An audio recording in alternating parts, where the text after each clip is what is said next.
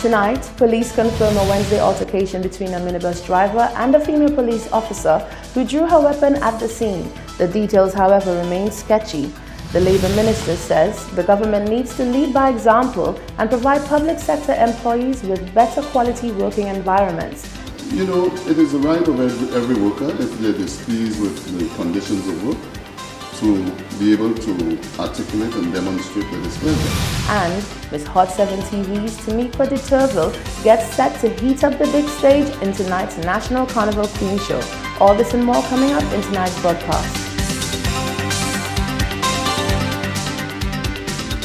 This is the Hot 7 Nightly News with Lovely St. Amy Joseph.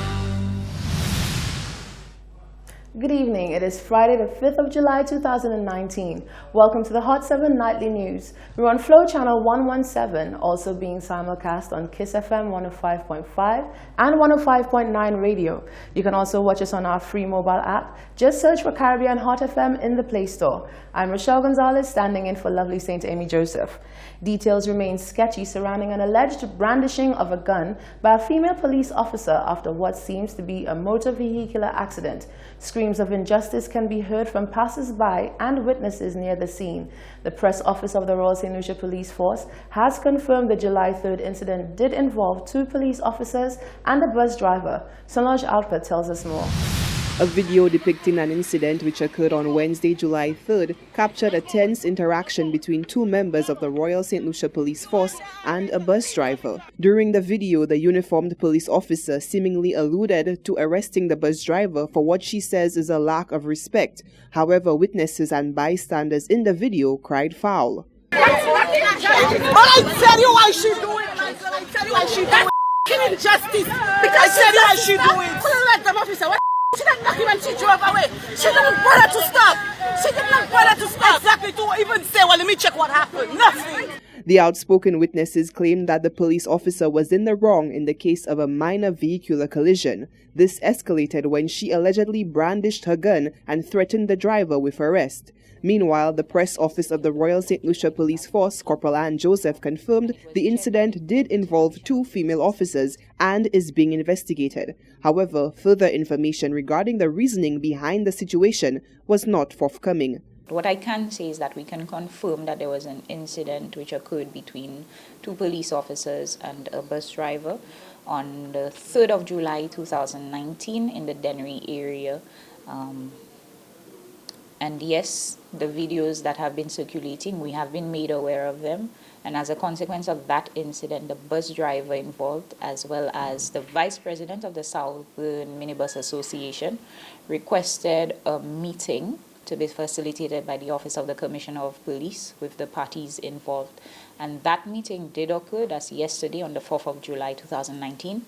And it was chaired by the Deputy Commissioner of Police, Mr. Milton Daisy. As a result of that meeting, the parties were able to reach an amicable resolution to the situation.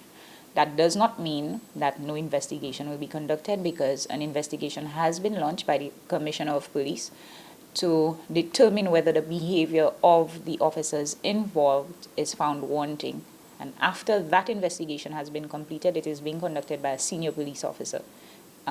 Once it is completed, a file will be submitted for possible action against the police officers involved if their behavior is found wanting, because we're seeing a few short videos. We're not seeing whatever started, whatever may have caused the incident to escalate to that point. Meanwhile, Joseph said various circumstances can lend itself to the withdrawal of a firearm by a licensed firearm holder. These circumstances include, but are not limited to, if there is a threat to your life, your property, that of your family, a member of the public, somebody else's property. So there are varying circumstances, and it all depends on what transpired in the moment. So you cannot say that this is justified, carte blanche, not justified. It all depends on the circumstances of an incident.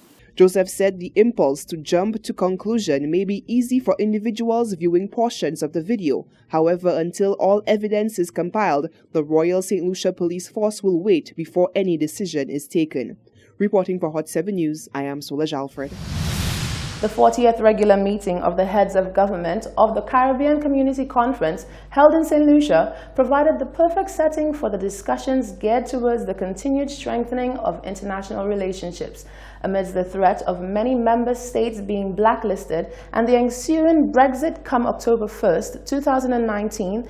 The chair of the 40th meeting and Prime Minister Alan Chasney touts the importance of a bolstered international relationship. Here once again is Solange Alfred.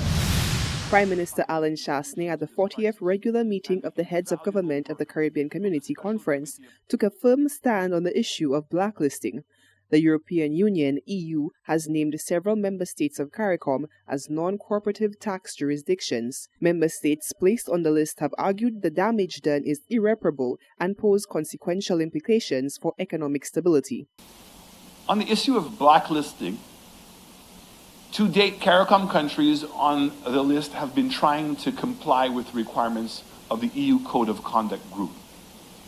The fact is that the EU has been targeting us as individual countries, and we as CARICOM missed the initial opportunity to respond jointly. But it's not too late. The question now is, how do we as developing countries meet the requirements of a just tax regime while maintaining our fiscal sovereignty?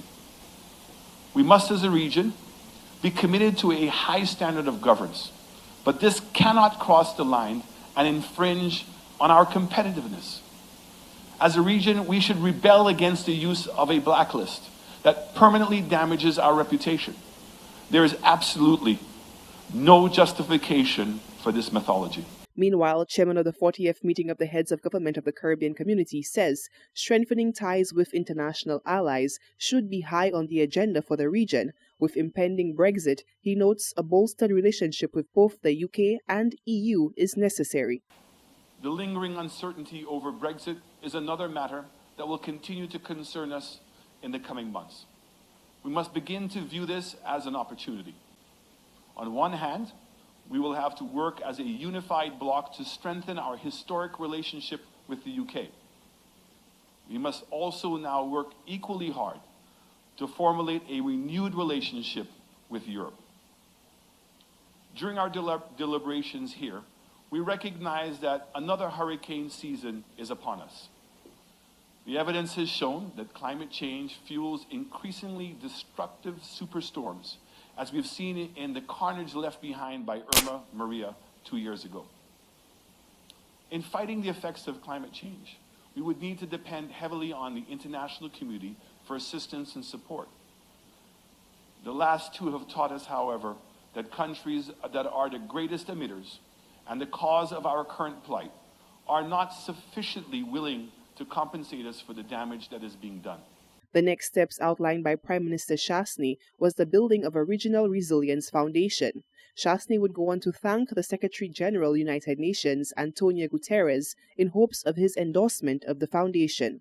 Reporting for Hot 7 News, I am Solange Alfred. Labour Minister Stephenson King has touched upon the issue of mass resignation and migration of nurses over the past few months. The matter was addressed by Permanent Secretary in the Department of Health and Wellness, Felix St. Hill, last month. However, while speaking to the media earlier this week, King indicated that the government, namely the Ministry of Public Service, is to blame partially for this issue. He said they need to lead by example. The Ministry of the Public Service places its emphasis on what goes on in the public sector with the support of the Labour Department.